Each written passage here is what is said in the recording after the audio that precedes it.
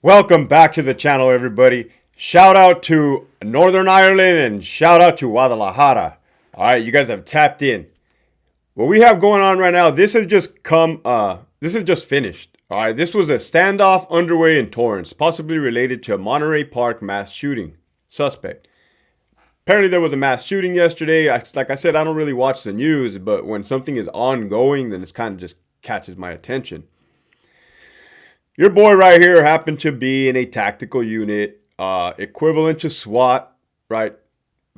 The crisis response team, as a tactical operator, hostage negotiator, and I would eventually become the commander of that team, right? So I kind of know a thing or two about what's transpiring on this particular scene right here. All right, so I'm gonna break it down to you guys. I'm not going to give away any secrets because no matter what, law enforcement is always going to win. Okay, even if it becomes, I'm not even going to get into detail on that, but there's no way a bad guy will ever win. All right, they may kill some cops in the performance of their duties, right, in the line of duty, but they're ultimately not going to get away with it, and they may not live to get away with it. Here's a white van that they suspect the bad guy to be in there, right? You have 3 Bearcats. You have one guy in the driver's seat right here. He's mainly observation. You have a drone up here, which is a new high-speed technology. They got observation. I'm assuming, because this right here had been going on for hours, I'm assuming they got some type of intel that the dude was neutralized, either deceased, dead. Maybe he's not even in there. I don't know what the outcome is, but you're going to start seeing the tactical team move forward. You have to realize there's numerous things going on right now. You have the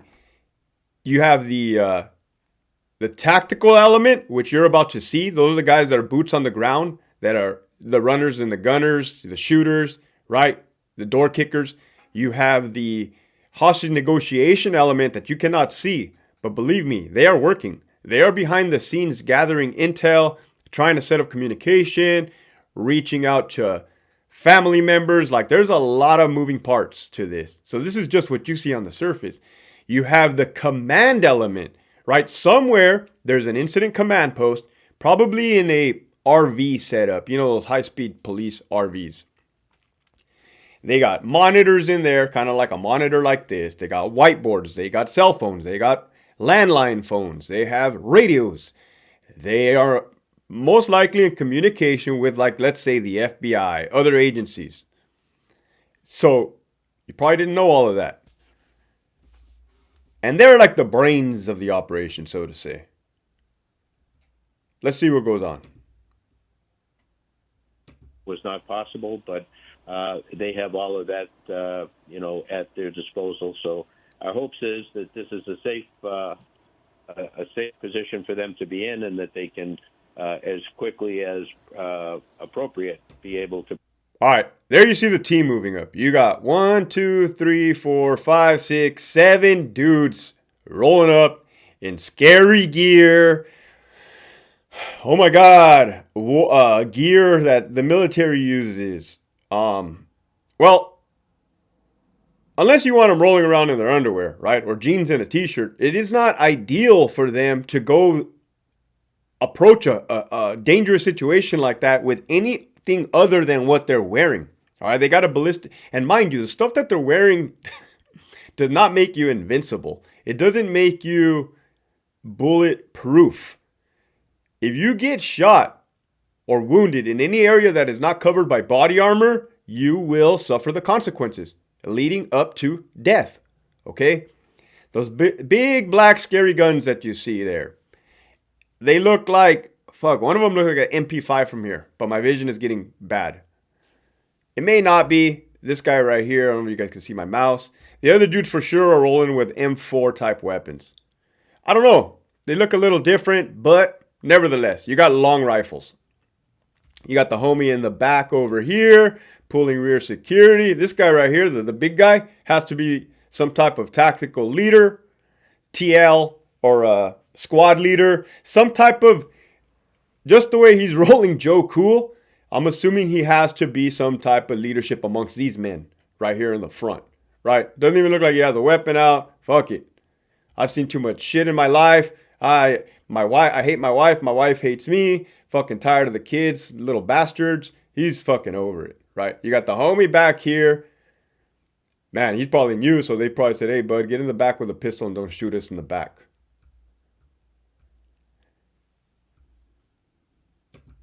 Bring some resolution to this and some closure to the people who are at. Yeah, like I said, this homie right here doesn't have a weapon. He's kind of overweight, so yeah, he has gear on, but that belly's pushing out a little too much. Usually when they start getting in leadership roles, unless you're me, right, or other fucking guys that want to set the example when it comes to physical fitness, you kind of keep it tidy. And this homie back here is wearing gloves, has to be a medic right off the back. And now these are just my observations, right?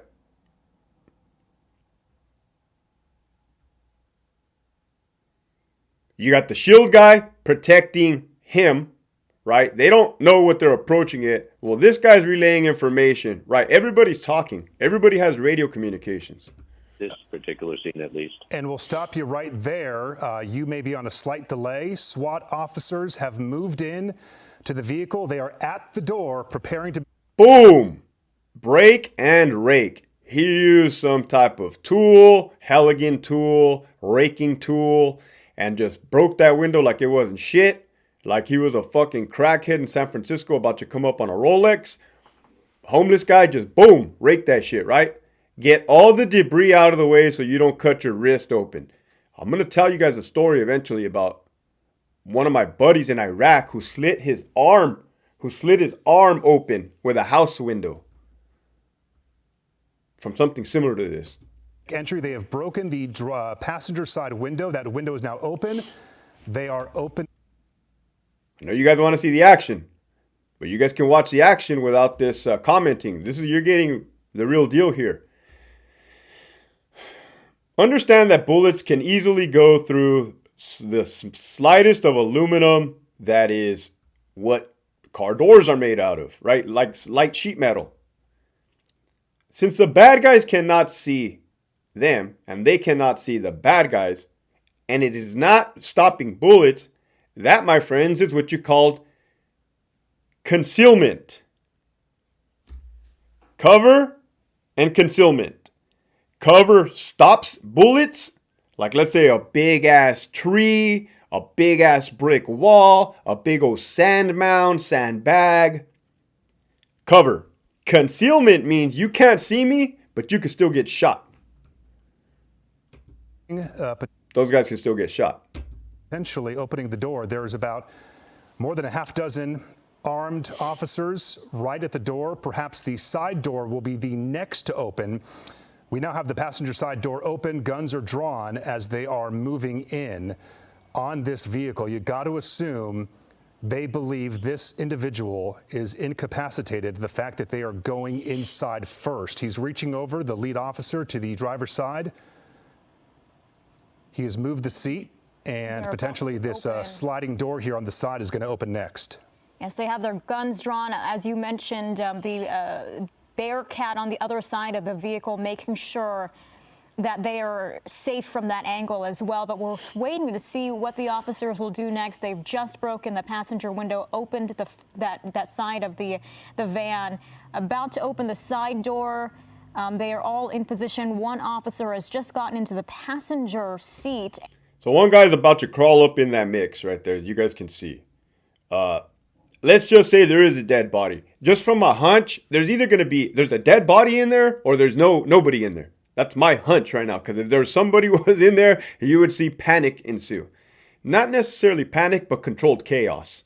That's what you would see, right? People moving fast, people shooting, people grabbing other people. Right now, it looks like everybody's just kind of chilling. They would be moving with a purpose. So let's just say there is a dead body in there. Understand that poor officer, and I've explained to you guys that law enforcement personnel are regular people, right? He's probably kissed his kids this morning, kissed his wife, and just went off to work. Little did he realize he would have to be called in for a SWAT encounter. But they're always on standby. Let's say that the suspect shot himself in the head and there's brains all over that van. having been around brains and smelled them for over a year in Iraq, it is not a pretty sight. And taking a look back there, it doesn't seem like they are on high alert. I mean, the fact that he just went all the way inside the vehicle. The body posture there, it seems like they are not seeing too much of a threat at this point in time. Damn, so obvious that even this news lady can call it. Still my hat's off to you, lady. There, it's not a sliding door. The doors are opening. Taking a look inside. And it's kind of hard to see from our view. It looks like they're still looking even further back behind that door opening. They're pulling something out, looks like a blanket of some sort. And former Sheriff Jim McDonald still on the phone with us. We thank you for sticking with us here. I mean, we're watching. And nobody knows what's really inside that van. As far as, is it booby-trapped? Are there pipe bombs? We've seen the sophisticated methods that criminals and terrorists and bad guys use. Pressure cookers, like the Boston bombing, the Boston Marathon bombing. You can rig a grenade to that door. I'm not going to tell you guys how, but you can do all kinds of shit to cause destruction.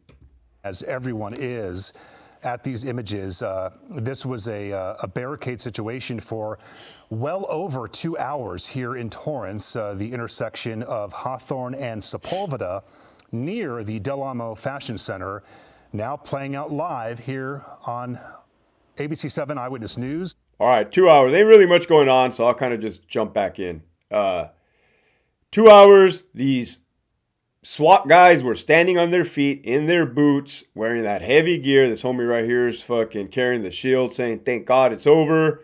God damn. Huffing and puffing. That is like a very dreadful time. Right? The waiting game. And the waiting game is long. It is extremely long. It's uncomfortable. It's unbearable. If you don't have the mental and or physical strength to endure it, I haven't even gotten into like the action part where you're actually moving and kicking indoors.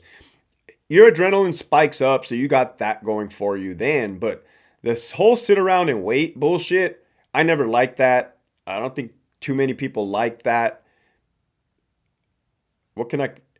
It's kind of like you get antsy. It's kind of like you're going to go play football, right? Super Bowl, and you're waiting on the sidelines and you're just waiting for the fucking game to start.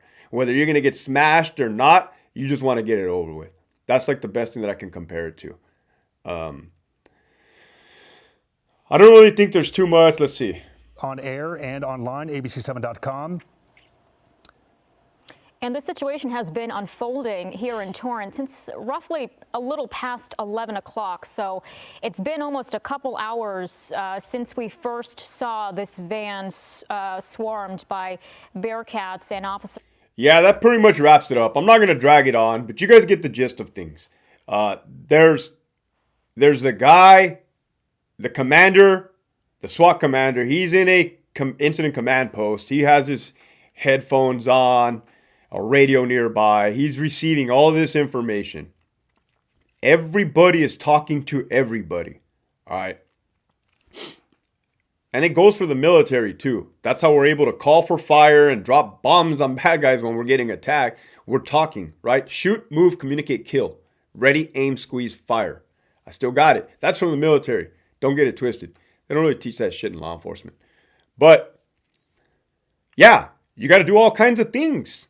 It's not for dummies, right? You have to have a brain on you. When they canvass their SWAT team members or crisis response team members, there is a lengthy process, a tryout process. I might even make a video on that. But yeah, I just wanted to put you guys inside the mindset of what's it like to take part in an operation like this. All right. If you guys want more of this, actually hit up my website, torment-tactical.com. All right. Tap in if you want some of this training, some of this knowledge. I've kind of been doing this since I was 17 years old. I'm 38 now. Keep pushing forward.